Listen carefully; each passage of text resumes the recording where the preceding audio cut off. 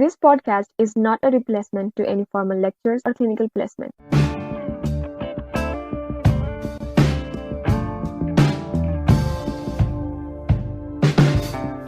Hello and namaste to all. Welcome to episode 9 of our case series podcast. I am Kavita. And I am Shreya. Hope you all are doing great and staying healthy. In this episode, we have brought you a case of a 16-year-old boy with fever and reduced level of consciousness. Fever with reduced level of consciousness. What might be the cause? Stay with us to know about the cause and more about this case.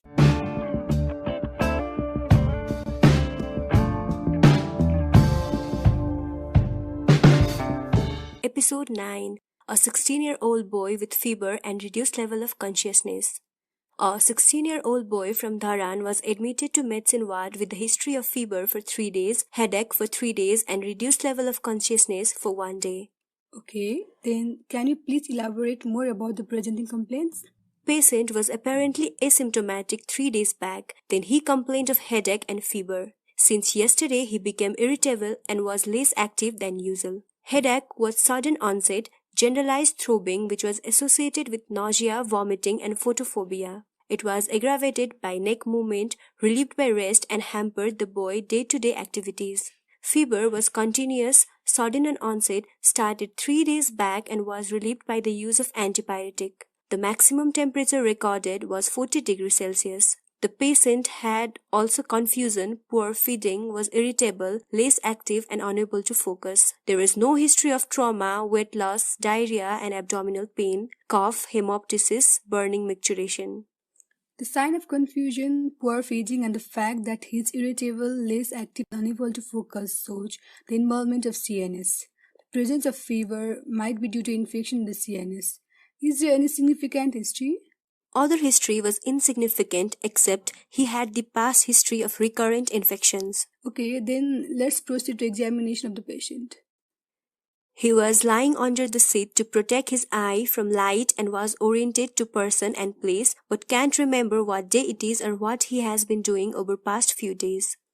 On examination of his vital sign, it was found that his heart rate and respiratory rate is elevated, body temperature is 39 degrees Celsius and oxygen saturation is 97%. On further examination, he showed neck rigidity, post-rib Kernicks and Brzezinski sign which strongly suggest meningitis.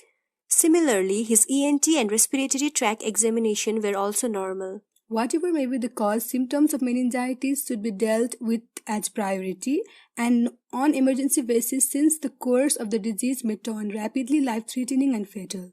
Now, before being sure about the diagnosis of meningitis, other conditions that have similar clinical presentation need to be ruled out. Differential diagnosis of meningitis include brain abscess, encephalitis, epidural abscess, bacterial endocarditis with septic embolism, subarachnoid hemorrhage and tumor. Now, let's proceed to investigation so that we can come into definitive diagnosis. On blood investigation, there is elevated white cells count, among which 90% cell is neutrophils. CRP is elevated too. For CSF, we carried out lumbar puncture and collected CSF. CSF appeared turbid and cloudy. There was elevated protein level, decreased glucose level and increased white cell count, predominantly neutrophil. The infiltration of neutrophil clearly shows that there is an acute inflammation.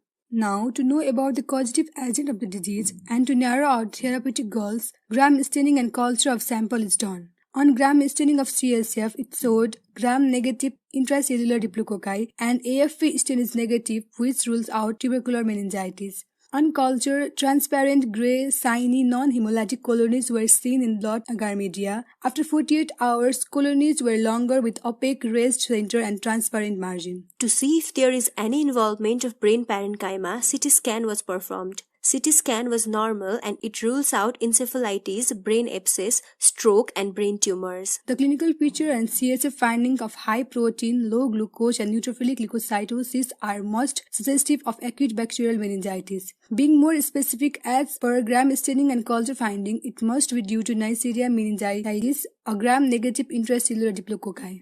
Before moving towards treatment, let's talk more about this case. Okay, meningitis is an inflammatory process of leptomeninges and CSF within the subarachnoid space, usually caused by infection. Based on the etiology and the clinical evaluation of the illness, infectious meningitis is broadly classified into acute pyogenic, aseptic, and chronic.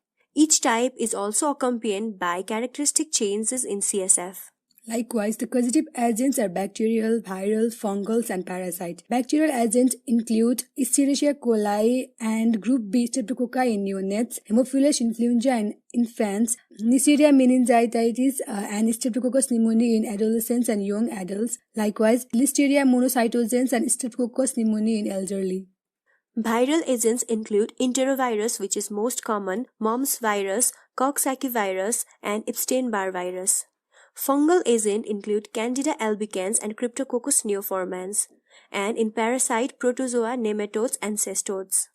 Now, moving towards the treatment of the patient, firstly, symptomatic treatment of the patient is important. That is, treatment of headache and fever. Likewise, as patient shows symptom and sign of acute bacterial meningitis, empirical antibiotic treatment is started immediately regardless of any investigations undertaken, or prompt administration of antibiotics as early in disease is a key to successful outcome of life-threatening meningococcal infection.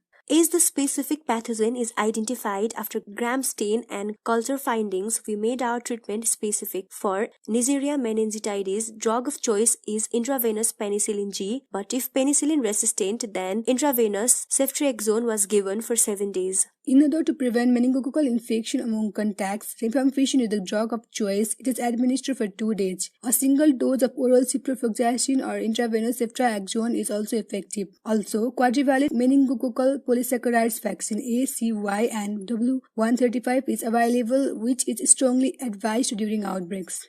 Chemoprophylaxis is given for household contact, child care and nursery school contacts. Person having contact with patient's oral secretion during 7 days prior to disease. With this, we have come to the end of this episode. Hope you all have great time listening to us. We will come with next case in next episode. Until then, keep learning and keep supporting us. Bye-bye.